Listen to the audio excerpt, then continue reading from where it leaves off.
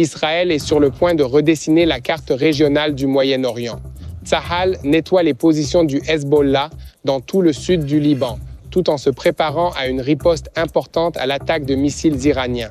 Selon les services de renseignement, le successeur désigné de Nasrallah a été éliminé lors d'une attaque à Dahia, mais des centaines de roquettes continuent d'être tirées chaque jour sur Israël depuis le Liban. Tsahal a également repris les manœuvres dans le nord de la bande de Gaza et, au milieu de tout cela, ils ont réussi à sauver une femme yazidi qui avait été enlevée par ISIS et introduite dans la bande de Gaza par des trafiquants.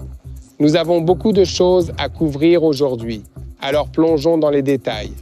Je suis Yair Pinto et voici votre rapport Boots on the Ground sur ce qui se passe en Israël au 364e jour de la guerre contre le Hamas, le Hezbollah, les Houthis au Yémen et toutes les milices chiites en Irak et en Syrie qui agissent tous sous le commandement de l'Iran, qui est à la tête de l'axe du mal au Moyen-Orient. Avant de commencer, prenez une seconde pour vous abonner afin de ne plus jamais manquer un épisode de Boots on the Ground. Au cours du week-end, l'armée de l'air israélienne a largué 73 tonnes de bombes anti-bunker sur un bunker situé à El Marjia, dans le district de Daria, défini comme le principal quartier général des services de renseignement du Hezbollah au Liban. Selon les évaluations des services de renseignement, Hachem Safi al-Din, l'un des principaux candidats à la succession de feu Hassan Nasrallah à la tête du Hezbollah, se trouvait dans l'enceinte à ce moment-là. Plusieurs autres membres survivants de la haute direction de l'organisation s'y trouvaient également au moment de l'attaque. Dans le même ordre d'idées, Tsahal a annoncé qu'il avait éliminé le chef du système de communication du Hezbollah, Mohamed Racid Shakiafi. Selon Tsahal, il s'agit d'un terroriste chevronné qui occupait le poste de chef du système de liaison depuis l'an 2000, était proche des responsables du Hezbollah et avait acquis beaucoup d'expérience et d'autorité au sein de l'organisation du Hezbollah. Il leur sera très difficile de le remplacer, comme tous les autres hauts responsables que le Hezbollah a perdus récemment. Selon le New York Times, au moment de l'attentat de Dakhia, une réunion des responsables du Hezbollah s'est tenue au siège des services de renseignement. Pour l'instant, les résultats de l'attaque ne sont pas encore clairs, car le Hezbollah ne fait aucune annonce, mais les services de renseignement israéliens estiment qu'il est très probable que toutes les personnes qui se trouvaient dans le bunker au moment de l'attaque ont été au moins gravement blessées. Les forces de défense israéliennes ont également attaqué le poste frontière civile d'Al-Massana entre la Syrie et le Liban au cours du week-end, et des tunnels de contrebande, comme ceux que le Hamas a creusés sous la frontière à Rafah, ont également été touchés afin d'essayer de ralentir les efforts de l'Iran pour approvisionner le Hezbollah en armes et en munitions. Ici, à TBN francophone, nous continuerons à rendre compte de ces questions à l'avenir. Pour continuer à nous soutenir, rendez-vous sur notre site web à l'adresse tbnfr.org/don. Aujourd'hui, cela fait exactement 1 an que les attentats du 7 octobre ont eu lieu et des millions de personnes dans le monde entier, juives et païennes, portent le deuil ensemble. Ce fut la pire attaque contre le peuple juif depuis l'Holocauste et l'ennemi voulait que ce soit le début de la fin pour Israël, mais Dieu avait d'autres plans. Ici, à TBN francophone, nous vous présenterons un reportage spécial couvrant les événements de l'année dernière, y compris les tragédies, mais aussi les triomphes et surtout les miracles qui témoignent de la fidélité de Dieu. Rejoignez-nous pour ce puissant événement spécial demain sur TBN francophone. Revenons à l'actualité. Les réalisations de Tsahal ont eu un prix, y compris plusieurs victimes, mais au cours des 4 premiers jours d'activité ciblée au Liban, selon Tsahal, plus de 500 terroristes ont été éliminés, dont 21 commandants sur le terrain. L'unité du porte-parole de Tsahal a annoncé que parmi les commandants qui ont été éliminés, il y a 5 commandants de bataillon, 10 commandants de compagnie et 6 commandants de division. En outre, l'armée estime que toute la zone du sud Liban a été évacuée et qu'au total, environ 600 000 personnes sont parties et sont arrivées au nord de la rivière Litani. Les forces opèrent dans le sud du Liban en formation d'attaque de brigade qui combine l'activité aérienne avec les chars et l'artillerie. Les opérations de nettoyage sont très similaires à ce que Tsahal a dû faire dans la bande de Gaza, y compris des engagements avec des terroristes, la capture et la destruction de stocks d'armes et de munitions, de lance-roquettes, de tunnels et de bunkers. Certaines positions du Hezbollah sont à découvert, mais la plupart se trouvent dans des zones construites à l'intérieur de villages. Selon un communiqué de Tsahal, nous avons scanné et trouvé beaucoup plus que ce que nous savions. Nous avons localisé des dizaines de grands entrepôts d'armes. Nous avons trouvé de nombreuses infrastructures souterraines au-delà de ce que nous savions, y compris des tunnels d'approvisionnement de 40 à 50 mètres. Et nous avons commencé à détruire ces infrastructures. La brigade de parachutistes a neutralisé 15 terroristes qui se cachaient au cours de la dernière journée, selon l'armée. Pendant ce temps, l'armée de l'air est également à pied d'œuvre, opérant au-dessus et autour des forces terrestres à toute heure du jour et de la nuit. Elle commence souvent par des frappes préventives contre des cibles militaires afin de les affaiblir pour permettre aux forces terrestres d'intervenir et de terminer le travail. La collecte de renseignements ainsi que la planification et la coordination en temps réel du champ de bataille ont également lieu et ont contribué à la destruction réussie de plus de 2000 positions du Hezbollah. Il convient de noter qu'Israël, pour sa part, envoie des messages aux citoyens libanais avant d'attaquer certaines zones. La semaine dernière, plusieurs avertissements ont été envoyés aux habitants du district de Daria, dans le sud de Beyrouth et de ses environs, où Israël a attaqué d'importants dépôts de munitions. Dans ce même quartier, plusieurs hauts responsables du Hezbollah ont été assassinés lors de frappes aériennes ciblées au cours des dernières semaines. Selon Airwars, un site web qui recueille des données sur les frappes aériennes dans les zones de conflit, les bombardements d'Israël, qui visent selon lui les bastions du Hezbollah, constituent la campagne aérienne la plus intense au monde en dehors de Gaza depuis 2 décennies. Ces informations sont confirmées par des rapports publiés sur des portails de médias arabes selon lesquels des frappes aériennes ont été menées en divers endroits du Liban au cours de la nuit, notamment 12 attaques différentes à Beyrouth, une attaque contre un camp de réfugiés palestiniens près de la ville de Tripoli, dans le nord du Liban, et des attaques dans la région de la Bekaa, ainsi que des attaques dans le sud du Liban. Le porte-parole de Tsahal, le contre-amiral Daniel Hagari, a déclaré « Nous poussons le Hezbollah dans le nord et nous ajoutons les détails concernant l'élimination des terroristes. Cela inclut un tunnel de 250 mètres de long près de la frontière nord, qui a été découvert par les unités d'opération spéciales au cours des opérations transfrontalières menées ces dernières semaines. Avant d'être détruit, le tunnel a été fouillé et on a découvert qu'il contenait de grandes quantités d'armes et de munitions, des fournitures et des plans d'attaque prêts à être lancés dès que les dirigeants du Hezbollah en donneraient l'ordre. Les terroristes disposaient également d'installations impressionnantes, notamment de douches, d'entrepôts de nourriture et de cuisine pour préparer les repas. Hagari, le porte-parole de Tsahal, a également évoqué l'attaque de missiles iraniens de la semaine dernière et la réponse israélienne prévue en déclarant « Les bases de l'armée de l'air de Nevatim et de Tel Nof ont été touchées, mais la capacité opérationnelle de l'armée de l'air n'a pas été endommagée. » Immédiatement après l'attaque, les avions de l'armée de l'air ont continué à attaquer dans tout le Moyen-Orient et continuent à le faire aujourd'hui. La réponse à l'Iran se fera dans un domaine, un lieu et un temps que nous déciderons en accord avec les directives de l'échelon politique. Il a ajouté que cette semaine, nous marquerons l'anniversaire de la guerre et le 7 octobre. Nous sommes préparés à cette journée commémorative en partant du principe que les organisations terroristes tenteront de mener des attaques et nous procédons à une évaluation de la situation. Les forces sont déployées à un niveau de préparation très élevé. C'est le bon moment pour expliquer certaines choses sur les combats au Liban. Bien qu'il y ait des similitudes avec les situations tactiques à Gaza, il y a aussi des différences importantes. Tout d'abord, contrairement aux terroristes du Hamas à Gaza, qui s'enfuyaient généralement à l'approche de Tsahal et essayaient ensuite de nous tirer dessus à distance, les combattants du Hezbollah restent généralement sur leur position et s'engagent dans des combats rapprochés, parfois même face à face.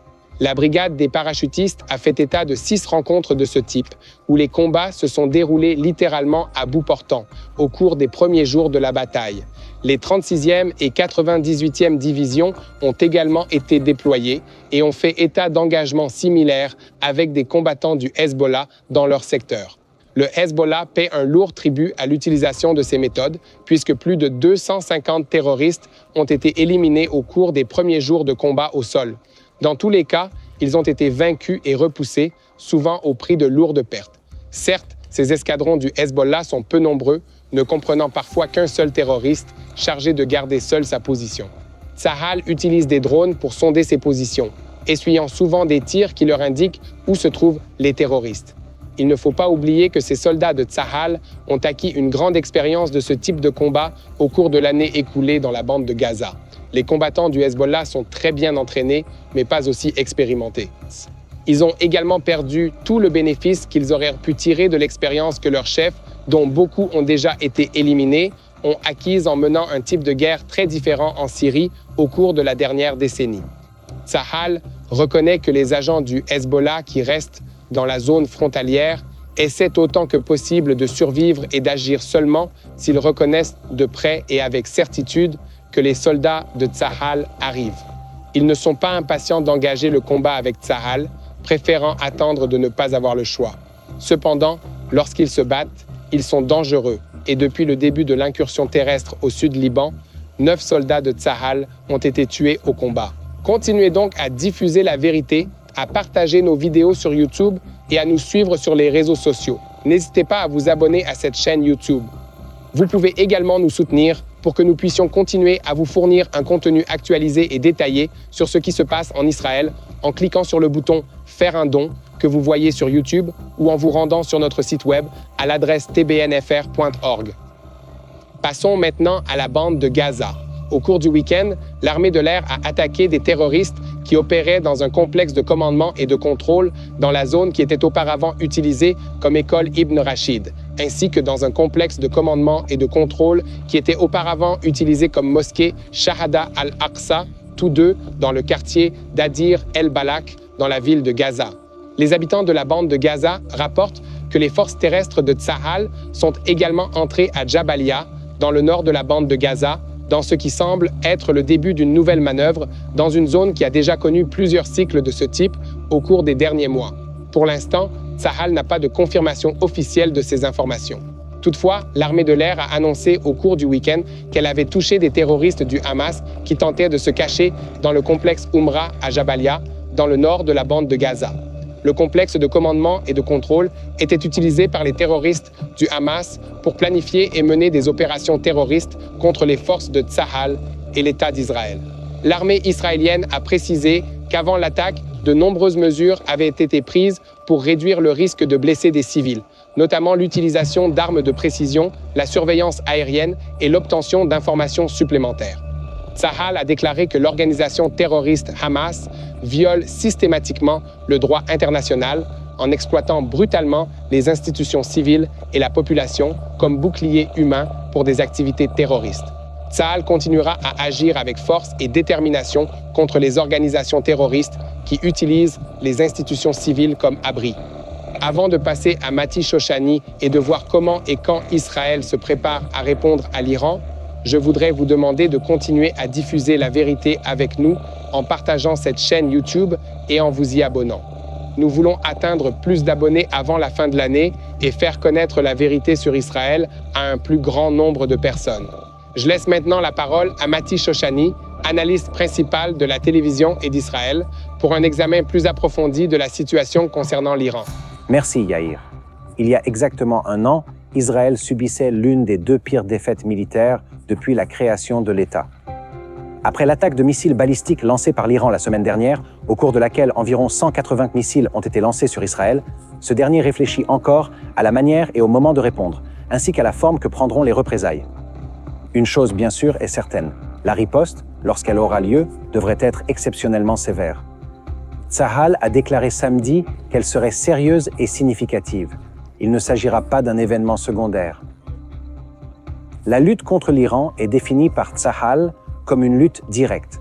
Par conséquent, on estime que dans le cadre du conflit décrit, l'Iran agira non seulement par l'intermédiaire de ses antennes au Liban, en Syrie, à Gaza, au Yémen et en Irak, mais aussi par des attaques directes, comme cela s'est produit mardi dernier. Au sein de Tsahal, il existe une recommandation générale pour répondre à l'attaque iranienne, tout en réduisant les risques et en élargissant les opportunités.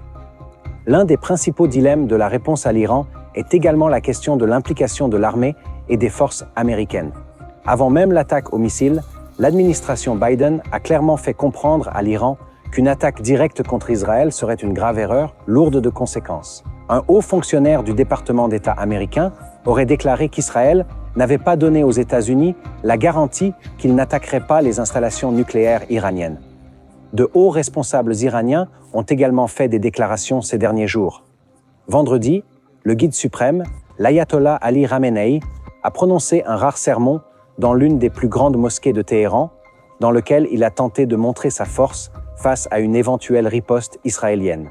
Mais en fin de compte, ces paroles n'ont fait qu'illustrer la situation stratégique lamentable de l'Iran, en démontrant la profonde dépendance de son régime à l'égard du Hezbollah, et en particulier de son chef assassiné, Hassan Nasrallah, pour coordonner les activités régionales de ce que l'on appelle l'axe de la résistance. Ces organisations terroristes par procuration que l'Iran a créées au cours des dernières décennies pour dissuader Israël d'affronter directement la République islamique au sujet de son programme d'armement nucléaire, sont visiblement en train de s'affaiblir. L'Iran se retrouve ainsi isolé et exposé. Les forces armées iraniennes ont été négligées pendant des décennies et n'ont guère la capacité de projeter leur puissance loin des frontières du pays. L'armée de l'air et la marine iranienne sont composées d'avions et de navires vieux de plusieurs dizaines d'années, pilotés par des pilotes et des équipages peu entraînés et peu motivés. Les forces terrestres de la République islamique sont également en mauvais état et doivent être maintenues à la maison afin de protéger le régime contre le peuple iranien, qui a souffert pendant des décennies sous leur régime tyrannique. Bien entendu, Khamenei sait tout cela, ce qui explique une partie de sa rhétorique belliqueuse. Mais alors même qu'il s'exprimait, des informations ont commencé à émerger selon lesquelles Israël avait frappé une nouvelle réunion de hauts responsables du Hezbollah. Cette fois, la réunion incluait également Hachem Safi al-Din, l'un des principaux candidats pour remplacer le défunt cheikh Hassan Nasrallah à la tête du Hezbollah. Il s'agit là d'un nouveau coup dur porté aux ambitions régionales de l'Iran, en particulier à ses efforts pour réhabiliter le Hezbollah et continuer à maintenir le Liban sous son emprise. Ici, à TBN francophone, nous continuerons à vous tenir au courant de l'évolution de la situation. À vous, Yair. Merci Mati. Les amis, continuez à répandre la vérité en partageant nos vidéos sur YouTube et en vous abonnant à cette chaîne YouTube. Vous pouvez également nous suivre sur les médias sociaux afin qu'ensemble, nous puissions faire savoir au monde ce qui se passe en Israël. Pour conclure, nous avons une histoire triste qui se termine bien. Cette histoire illustre la cruauté et la barbarie de l'organisation terroriste Hamas contre laquelle Israël se bat dans la bande de Gaza. C'est l'histoire de Fawzia Amin Sido, âgée de 21 ans. Cette jeune fille yazidi a été enlevée chez elle en Irak en 2014 à l'âge de 11 ans et a été victime de la traite des êtres humains par ISIS dans la bande de Gaza où elle a été utilisée comme esclave sexuelle par les propriétaires du Hamas. Elle a été libérée de cette vie d'esclavage par Tsahal et n'a retrouvé sa famille en Irak que récemment. Il a fallu une grande coopération politique et diplomatique entre Israël et d'autres pays de la région, mais elle est enfin rentrée chez elle.